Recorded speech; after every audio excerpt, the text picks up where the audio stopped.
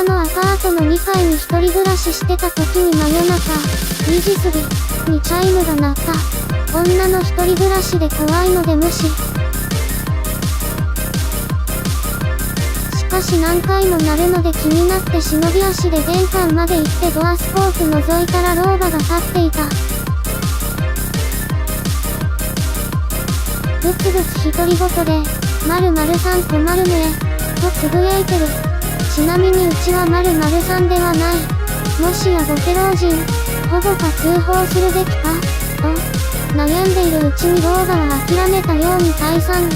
ああ怖かった。遠くの部屋に戻ったんだけど、数分後にベランダからメリメリメリ、という、大きなものが裂けるみたいな音がした。ガラス戸開けたら、さっきの老婆がアパート横の樹木に登って太い枝を我が家のベランダのしがらみにかけ、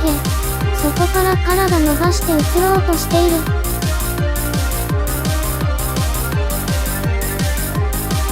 笑顔で、あ、丸さん、と片手を離した途端に、やあ、落ちる、と悲鳴を上げたらまだ起きていた。向かいの部屋の男の人が窓を開け、その光景見て、キャー、となぜか私より可愛い悲鳴。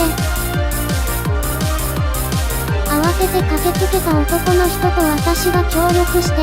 老婆をベランダに引き上げるので何とか枝が持ちこたえてくれたので怪我人は出ずに済みました。警察に連絡すると心配して探し回っていた家族が引き取りに来た。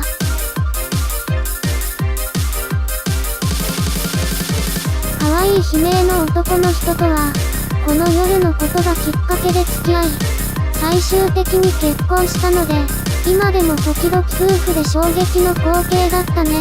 と思い出す。また枝がすごい音を立ててしなってる。